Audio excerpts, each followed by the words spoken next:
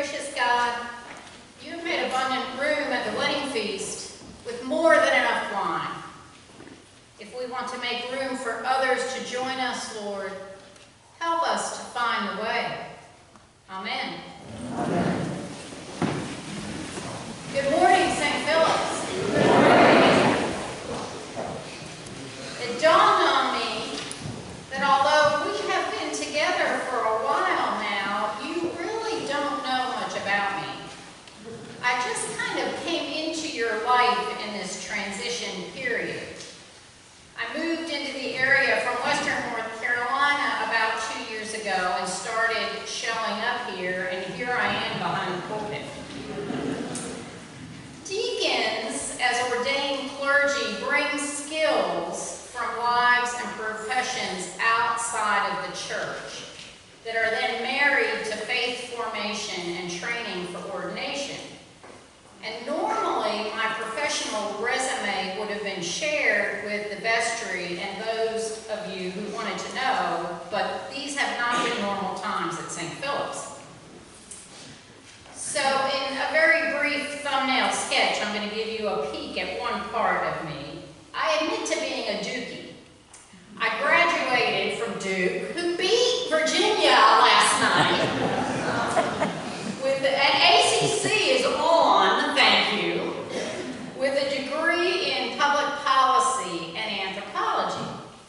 And that has professionally helped me frame how I look at complex problems and solutions in communities and the world.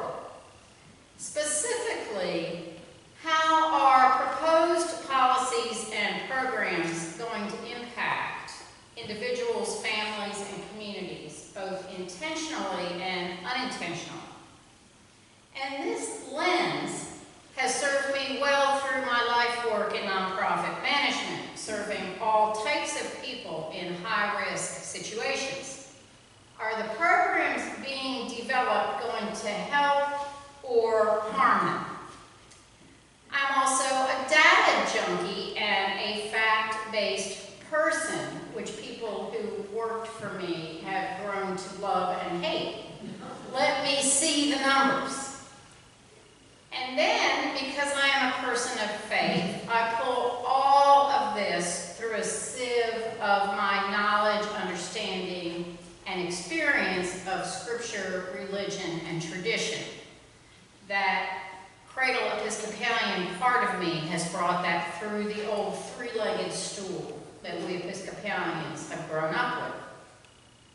So to the point of this sermon, when I was a young girl growing up in then rural Bucks County, Pennsylvania, in the Episcopal Diocese of Philadelphia, our little country church joined the effort to sponsor Cuban refugees coming into the United States in the 1960s.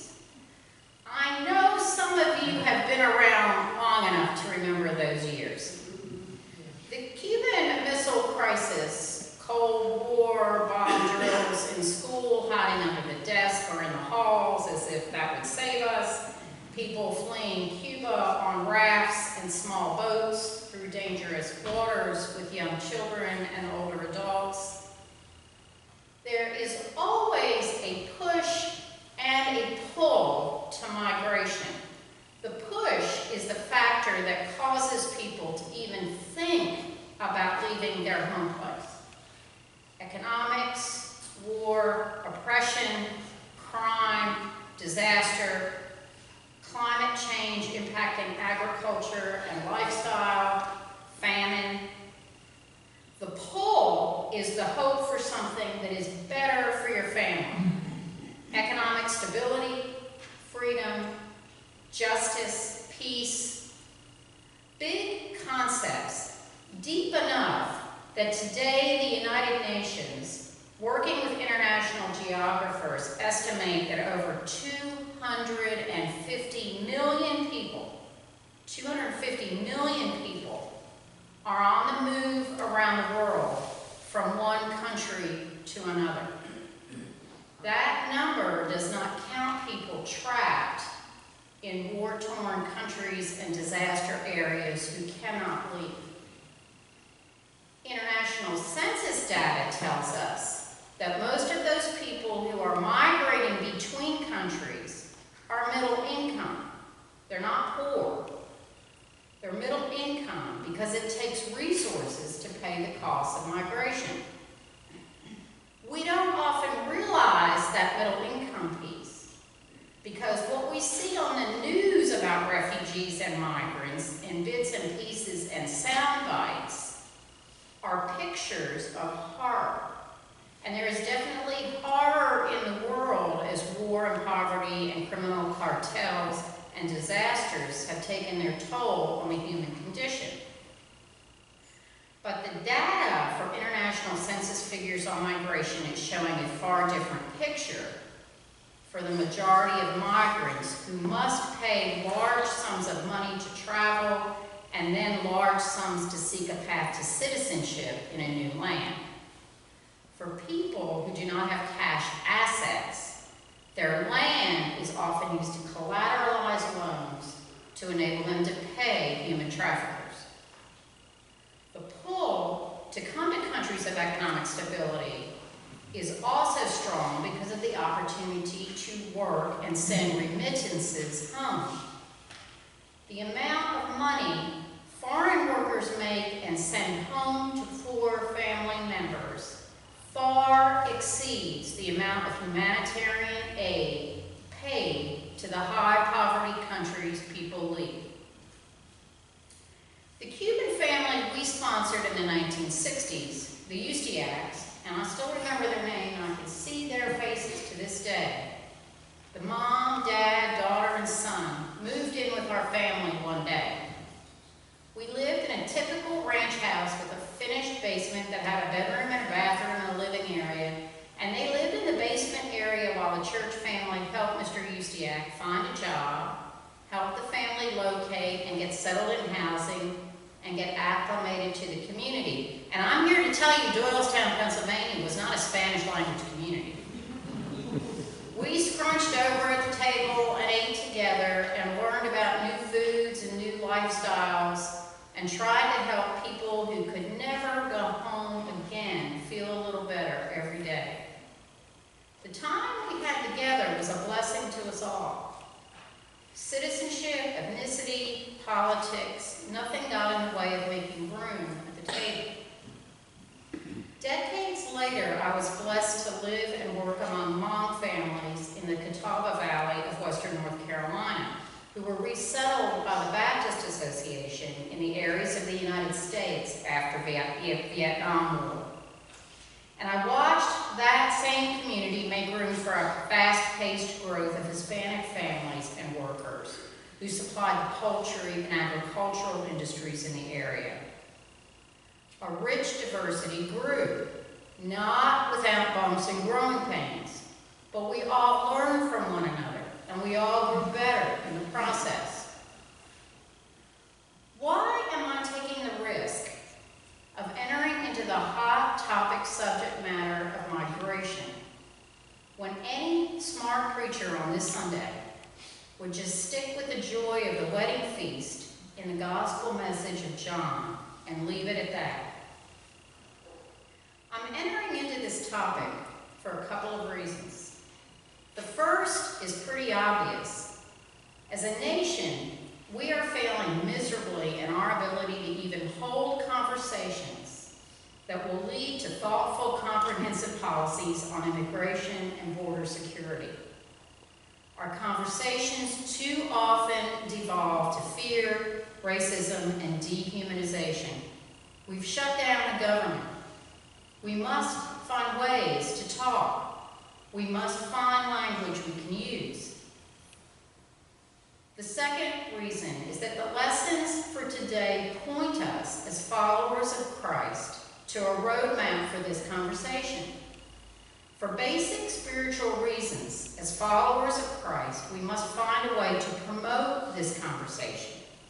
The lessons give us an opportunity to reflect on some important questions and seek some answers. Finally, in Martin Luther King Jr.'s words, there comes a time when silence is betrayal.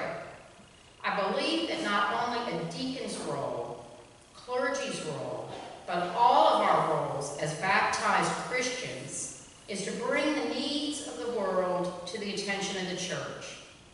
And when we remain silent and don't engage the tough subjects, we betray that baptismal covenant and the very basis of our faith. I'm going to use as my text today a reading from Isaiah and John with a bridge from the Psalm. My prayer in offering this reflection is that we can reflect together over time on issues around migration as they are informed by faith, tradition, and scripture, and start a gentle conversation on what is a very complex issue. This section of Isaiah comes from what is known as 3rd Isaiah, or the final section, where the unknown writer starts by confronting God. For Zion's sake, I will not keep silent. For the people have been in exile for generations. Then comes the promise of liberation and new identity for those who have been in exile and oppressed for so long. Through God's power, there will be a reversal of the present order, and Zion will be restored to wholeness. They will shine. In this passage, the marriage imagery is an extension of God's covenant with his people. Think for a minute about the exiled Israelites. Who are today's exiles? What would restoration and wholeness look like for them? What would it take for today's migratory people to shine, for their day to dawn, for their lives to be made whole? How can a new identity ever be claimed for a people who are uprooted and not welcomed? How can children develop identity when they are separated from families and detained? As in Isaiah, we have the same type of interplay with Mary and Jesus in the Gospel of John.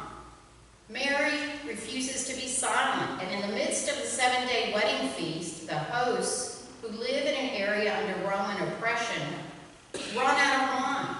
Mary turns to Jesus and says, "Go ahead, turn the water into wine." And Jesus says, "It's not my time yet." But he does. And in that first Cana miracle, Jesus is bringing forth the fulfillment of Old Testament eschatological or end-of-time hope. He is inaugurating God's promised salvation through an abundant, joyous, frivolous, life-giving occasion set in the midst of Roman oppression and tight times. Again, this is a marriage covenant. A covenant relationship between God and his people. How do we look at times of joyous abundance? Do we see God? Or today, do we look at times of joyous abundance and just see the results of our work? Just see us in the equation? Do we open the feast? Or do we set rules about how and when people can partake? Do we need rules?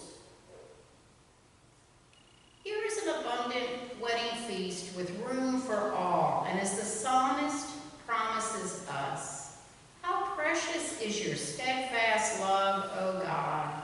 All people may take refuge under the shadow of your wings. They feast on the abundance of your house, and you give them drink from the river of your delights.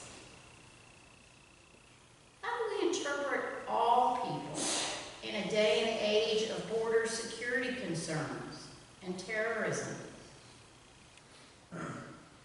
Today, we sit in this point of tension, recognizing the reality and complexity of the world.